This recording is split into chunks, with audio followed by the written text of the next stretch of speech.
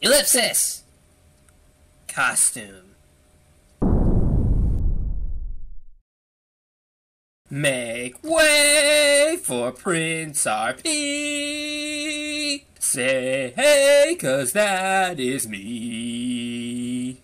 Get out of the palace, see the world. Is it safe? Sure, do you trust me? What? Do you trust me? Yes. Sup peeps, random person here.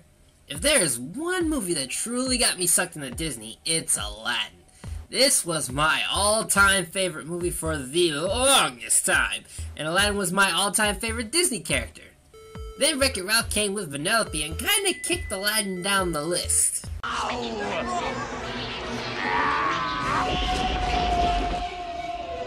But that doesn't mean I lost all my history with this character, so let's dive in and see what makes Aladdin who he is. Just Where did you say you were from? much farther than you've traveled, I'm sure. Try me.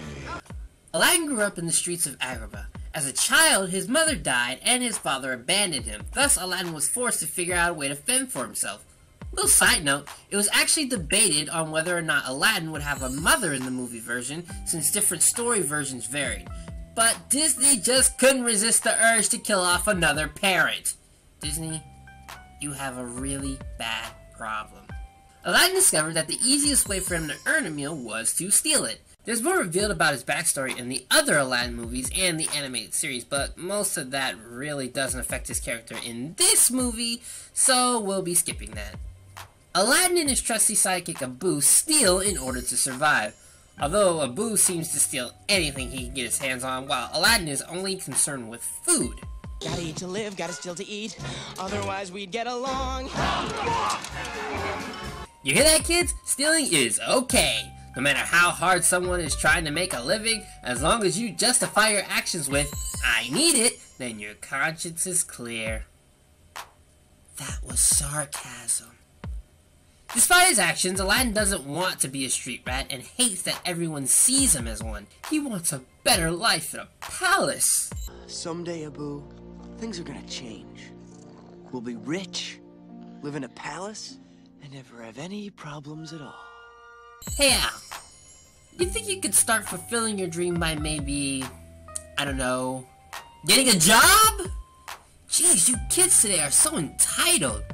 Back in my day, we had to work to achieve our dreams. So despite saying he wants a new life, Aladdin continues stealing on the streets of Agrabah, where he eventually meets Jasmine and falls in love. Because She's the princess. Aladdin can't possibly marry her, so he goes on a journey getting help from an evil sorcerer, a genie, and a magic carpet, all to win a heart of Jasmine and become her husband. Ah, true love, where a boy meets a girl and continually lies to her about his place of work, his wealth, and his actual name, just because she has pretty eyes. Isn't that the most romantic thing you've ever seen?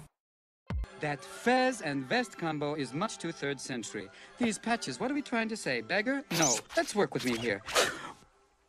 Ooh, I like it muy macho. Aladdin lives in the Middle East from like the 3rd century or something, so that means dark skin. Dark skin. Nah, that's too Africa. He's got a rather large nose, which is to be expected, but we can chalk up the size of his eyes to Disney style being Disney rather than anything racial.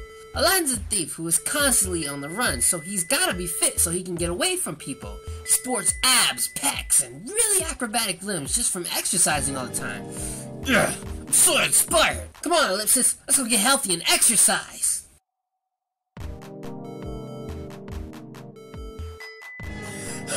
Okay, that was a horrible idea.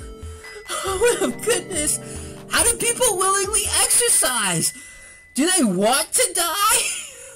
Aladdin wears an open vest, baggy pants, and a fez. He's supposed to be extremely poor, so he's noticeably underdressed than most of the other characters. Except this guy. Dude! Put something on than just your underwear! There are children watching! Just to make sure the idea sunk in, they gave him a patch right there. Interesting that they gave Aladdin a somewhat purple vest. Purple is generally the color of royalty in a lot of concepts, so maybe they were hinting at his transformation into a prince later.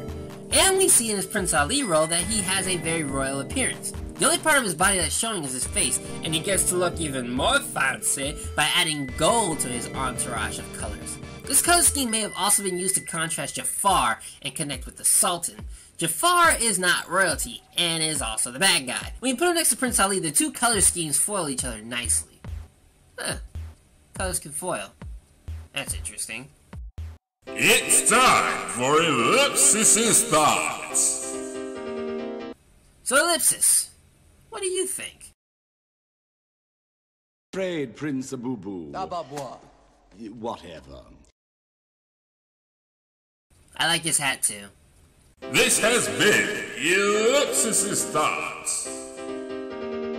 Now, on to his voice. Aladdin is voiced by DJ's boyfriend from Full House.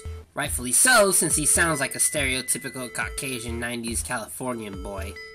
And is it just me, or does he look a lot like Aladdin? Obviously, Disney wanted to go for a more relatable aspect with Al, since there's no Arabic accent in there. All in all, I think it was for the best. Out of my way, you filthy brats! Hey! If I were as rich as you, I could afford some manners. Of the four personality colors, I would say Aladdin is most like a blue. The man is very easily swayed by emotion, being a diamond in the rough and all. When someone needs his help, he can't seem to help but help. When people he cares about are upset of him, he takes it rather harshly.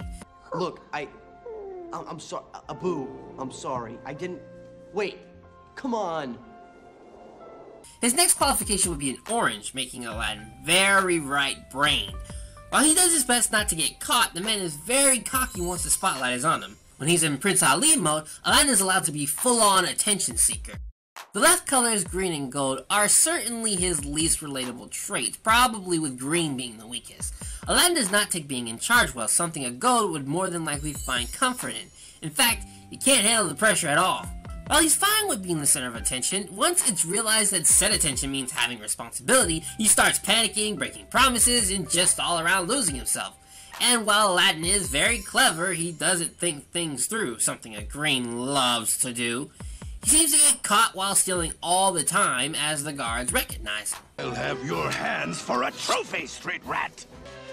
We just keep running into each other, don't we, street rat? And when he starts planning things out, like becoming a prince or trying to marry Jasmine, he doesn't realize or even stop to think of all that entails. He gets these ideas and then he just goes with them.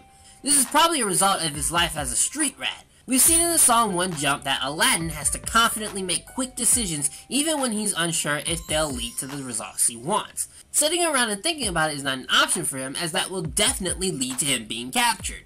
He'd rather make a mistake and face the consequences of that mistake, because doing nothing is even worse to him. With all these traits, I deem Aladdin an ESFP on the Myers-Briggs scale. Extroverted, as demonstrated from him loving the attention casted on him. Sensing, as he's more likely to deal with what's in front of him than thinking about the future. Feeling, as he's more emotionally driven. And perceiving, as he's an in-the-moment kind of guy and isn't very organized. Why did you lie to me? Jasmine, I'm sorry. Did you think I was stupid? No. That I wouldn't figure it out? No, I mean, I hoped you wouldn't. No, that's not what I meant. Who are you? Tell me the truth. The truth? Given the title of the movie, I think it's safe to say Aladdin is the protagonist of the story. Hey, don't jump to conclusions. He's a character that's meant to go through something, as well as a character meant to learn the lesson. So what is the lesson he's supposed to learn? Be yourself. Tell her the truth! Aladdin spends most of the movie pretending to be someone he's not, but it's only when he's acting like himself does he win the hearts of both Jasmine and the Sultan. Prince Ali was more of a persona to get closer to the Sultan, which Aladdin thought would work on Jasmine too.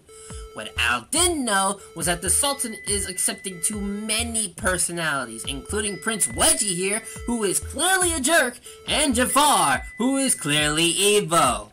Look at that! He has a beard! Ellipsis, never trust anyone with facial hair. That's besides the point! Every time Prince Ali comes out, Jasmine is disgusted. But when Aladdin shines, she falls madly in love with him. It's only when she realizes that the two are the same person that she's like, yeah, he's a prince, but he's a bad boy prince.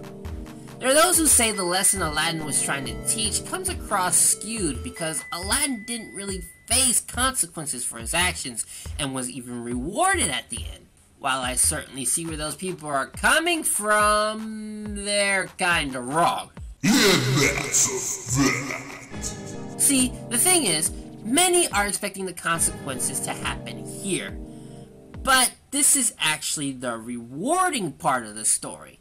If we rewind a bit, up here, this is actually where the consequences happen. Due to Al's actions, Jafar gets control of the genie and all of Agrabah. Aladdin and Abu are sentenced to exile in Arendelle. The reason why it's hard to see the justification is because Aladdin's punishment is not a direct result of him lying to Jasmine, but rather a direct result of lying to Genie. Had Aladdin set Genie free, like he promised, Jafar would have never gotten his wish. He even says this during his punishment. Oh, this is all my fault. I should have freed the genie when I had the chance. The reason I think this still works is because of a line Genie says right after he's realized Aladdin has lied to him. Fine, I understand. After all, you've lied to everyone else. Hey, I was beginning to feel left out.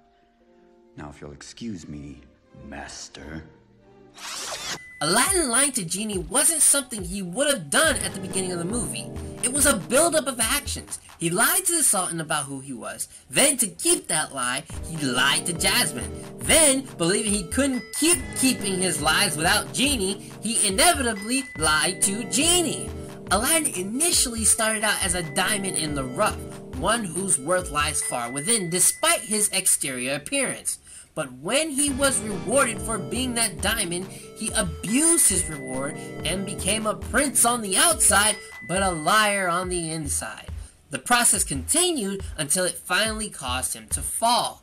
Aladdin faces his punishment and goes back to fix his mistake.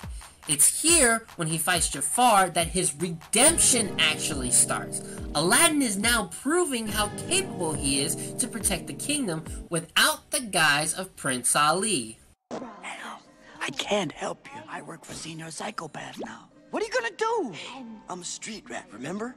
I'll improvise. And when we get to the scene where the Sultan is saying he approves of Aladdin, Aladdin has already faced the consequences of his actions, and now he's getting the reward of the redemption he just had to go through. So Aladdin does get punished. It's just that for the sake of pacing, the punishment is mixed in with his redemption and isn't ever given by an official authority. Figuring out how to escape his punishment and defeating Jafar is all result from Aladdin's growth. In some versions of the story, this scene is extended, and Aladdin spends years trying to get Jasmine back. At this point, the movie has only about, 15-20 minutes left? So the only option is to either skip time or shorten the return. I think Disney made the right choice. Al, you're not gonna find another girl like her in a million years. Believe me, I know, I've looked. Jasmine, I do love you, but I gotta stop pretending to be something I'm not. I understand. All in all, Aladdin's story is one of realizing self-worth. He was born into a life of poverty, and due to his upbringing, society sees him as a nuisance. It's this very trait that grants him a reward of a genie, for even though Aladdin looks like a street rat, he holds extreme value inside of him. But, due to his tendency to act without thinking and rely on his emotions more than anything else, Al slowly becomes the opposite of what made him special. He gets the shiny outfit and all these servants, but he's a liar who constantly deceives people to get what he wants. Once he's realized his mistake, and once he's properly, if not somewhat hastily, punished, Aladdin decides to be who he is and stay that way, gaining worth in everyone's eyes, including the one who was keeping him from getting what he wanted, Jasmine's hand in marriage. If while watching Aladdin, you saw a diamond in the rough who slowly understood what it meant to be himself and the value that that had, then I believe you captured Aladdin's character.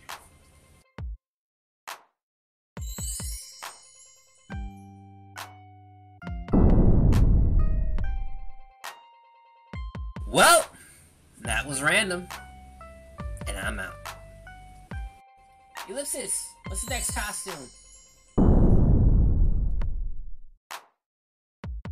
Is that ancient Chinese armor? Next character we're capturing must be really manly. Like, really manly. The manliest of man. Manly man, man.